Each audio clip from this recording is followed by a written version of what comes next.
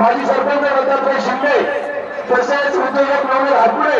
व त्यांच्या सर्व मित्र परिवाराच्या वतीने या ठिकाणी